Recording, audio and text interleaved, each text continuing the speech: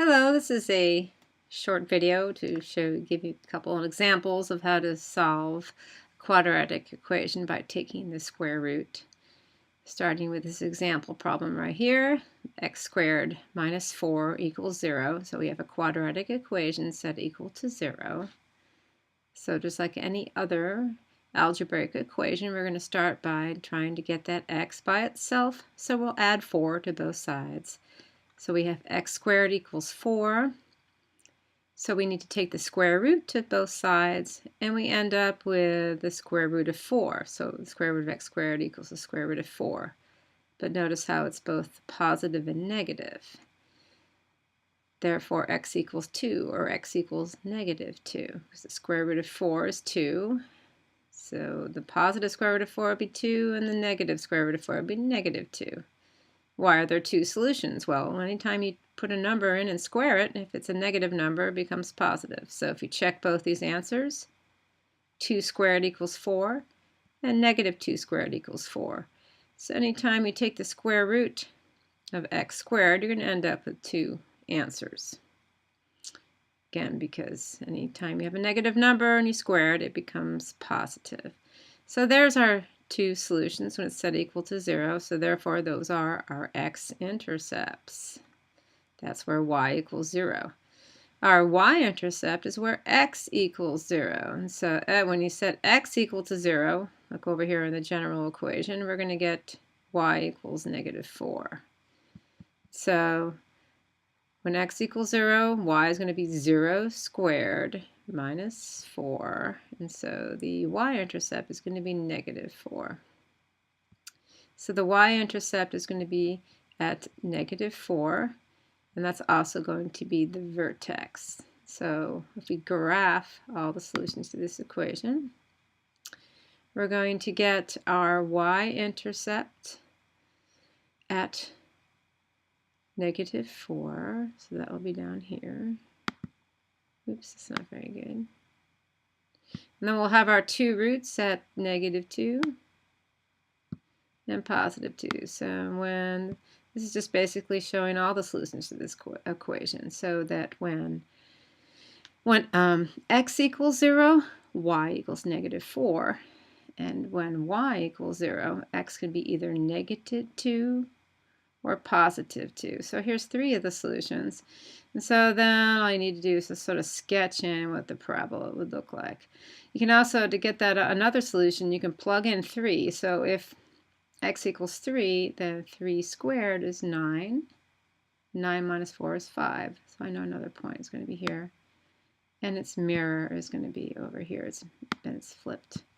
You know, of course, all parabolas have that symmetry. So I'm going to try to sketch in this parabola. It's really sort of hard to do it with this virtual pen. I'm sort of getting better at it, but my parabolas still don't look so great. It's harder to do it on this side. Okay, so then I want you to sketch in like that.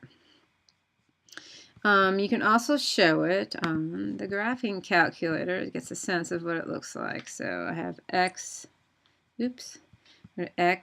squared minus 4. And you check it out on the graph. Sure enough, you get the same thing. So it's a good idea to always check solutions on the graphing calculator to make sure you graphed it correctly is a good way. But you should also know how to graph it by hand. So there's my two solutions. So when y equals 0, I'm going to have x equals negative 2 over here and x equals positive 2 over here. Okay, let's roll down to this other one here. X minus 3 squared equals 0. I got to get rid of this thing. Okay, so x minus 3 squared equals 0. I'm going to do the same thing. We're going to try to get that x by itself. This time our first step is going to be take the square root of the whole thing. We'll take the square root of x minus 3. So we're going to get the square root of x minus 3 squared equals the square root of 0. The square root of 0 is just 0, and it's not plus or minus 0 because 0 is neither positive nor negative. It is just 0. And so we end up with x minus 3 equals 0, adding 3 to both sides. So we get x equals 3 is the solution to this. It's the only solution to this quadratic equation. So there's only one root at x equals 3. And the y-intercept, again, is where x equals 0. So if I put 0 in there, I get negative 3 squared. That gives me my y-intercept at x equals 9. So graphing this guy here, here's my y-intercept at x equals 9, my 1 root at x equals 3. If I look at my axis of symmetry here, I'm going to have another root over here. I mean, not another root, I mean another solution over on this side. I only have one root down here. It's only one solution when y equals 0. Only x can only equal 3. And I'm going to then sketch in my parabola. Ooh, so this is showing, this is a graph of all the solutions to y equals x minus 3 squared. Notice how it has one root, just sort of touches the x-axis and then sort of bounces off. It's got one root at x equals 3. If I go over here and try plugging this into this thing here, go back, clear this, clear, clear, clear. It takes a minute here because it's a little bit slow. I'm going to plug in x minus 3 squared and see what that looks like on my graphing calculator. So it's always a good idea to check things, get used to using your graphing calculator. It is a powerful tool. Here's your this little hat key that allows you to square things. There's another way of squaring. So, whoa, I'm going to graph this. And notice how, another thing I want you to do, get familiar with, is setting your window. So notice how my window is set to -1 and 12 on the y-axis and -2 to 8 on the x-axis. So let's check out, see what that looks like. So we got -2 to down over to 8 on the x-axis. And our y minimum is -1. And our y maximum is 12.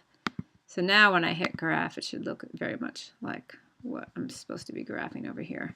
So yes, so here you have there's your y-intercept at 9, hits at 3, bounces back up again. So check it. You can use your graphing calculator just to check, make sure your parabola looks nice and sweet, and you got your root, either 1 or 2 roots, your y-intercept, the reflection, and so on. So there's all the solutions, but the one solution when it's set equal to 0 is going to be x equals 3. Okay, I hope you enjoyed this. Thanks for watching. Bye.